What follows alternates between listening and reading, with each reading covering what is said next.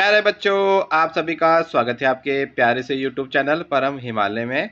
तो प्यारे बच्चों, क्लास 12 का ही देखिए आपका चैप्टर नंबर 4 है moving charge and the magnetism. तो देखिए आपका एनसीईआरटी का 13 क्वेश्चन है आपका है और लास्ट क्वेश्चन आपका है। तो देखिए आपका 2 पार्ट्स में यहाँ पर गिवन आपका है। तो फर्स्ट पार्ट में क्या कह रहा है आपका, यह सर्कुलर कॉइल ऑफ 30 टर्न्स। तो देखिए आपका कोई सर्कुलर टर्न्स आपका है। देखिए इसमें कितने टर्न्स आपके हैं, 30 टर्न्स है। इसके तो रेडियस क्या है, देखिए आपका इसका रेडियस आपको गिवन है 8 सेंटीमीटर। इसमें कितना करंट बेटा फ्लो हो रहा है आपका, इसमें करंट फ्लो हो रहा है 6 ampere. Suspended vertically in the uniform horizontally, है ना। और इसमें बेटा क्या आपका horizontal magnetic field of Tesla 1.0 Tesla. देखिए इसमें आपका अगर यहाँ पर बेटा बात करें आपका, तो बेटा इसमें आपका वर्टिकल, इसमें हॉरिजॉन्टली बेटा आपका आपका एक्सटर्नल मैग्नेटिक फील्ड की वैल्यू कितनी है 1.0 Tesla. The field line makes the angle of 60 degree, है ना। तो जो बेटा आपकी मैग्नेटिक फील्ड लाइंस है बेटा, इसमें कितना आपका बेटा एंगल बेटा बना रही है आपका है, वो आपका 60 डिग्री बना रही है ना। तो इट मीन्स ये आपका मैग्नेटिक फील्ड से आपका 60 डिग्री अलाइन पे रखा हुआ है। तो देखिए क्या होगा, जब आपका सर्कुलर कॉइल है ये अपना एक मैग्नेटिक फील्ड जनरेट करेगी, ठीक है। तो बेटा क्या होगा, लेंस अकॉर्डिंग बेटा क्या करेगी, उसका अपोज करेगी। तो ये क्या इस पे क्या लगेगा, टॉर्क लगेगा। इस पे क्या लगेगा, टॉर्क लगेगा। टॉर्क लगने से क्या होगा बेटा, ये आपका रोटेट करेगी। तो बेटा हमको इसको रोटेट करने से रोकना है, तो calculate the magnitude of the counter torque that must be applied to prevent the coil from the turning. तो इस पर जो आपका एक्सटर्नल टॉर्क लगने वाला है उसको रोकने के लिए बेटा हमको कितना काउंटर टॉर्क हमको निकालना पड़ेगा।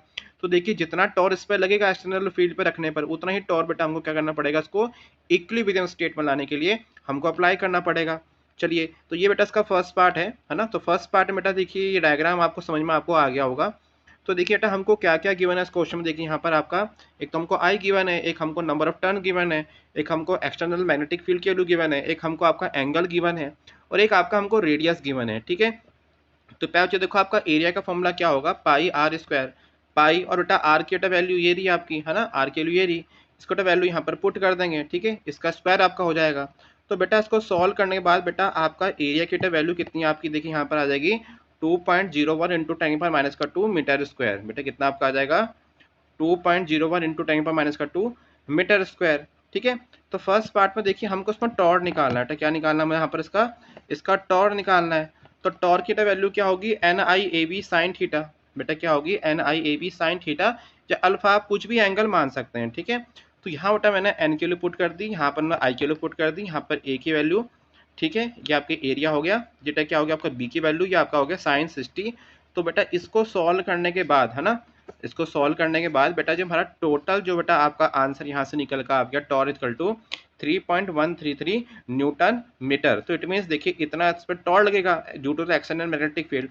तो इट मीन्स इसको बेटा इसको हमें इक्विलिब्रियम स्टेट में लाने के लिए बेटा इसको हमको आपका इक्विलिब्रियम स्टेट लाने के लिए बेटा क्या करना पड़ेगा, उसको काउंटर टॉर लगाना पड़ेगा, वो भी सेम अमाउंट पर, ठीक है। तो इसका आंसर आपका आ गया, इसको आप लोग सॉल्व कर लीजिएगा, ठीक है।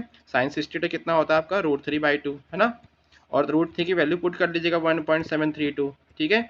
इसको कैलकुलेशन आप लोग कर लीजिएगा, है ना। तो देखिए अब इसका बी पार्ट, बेटा बी पार्ट।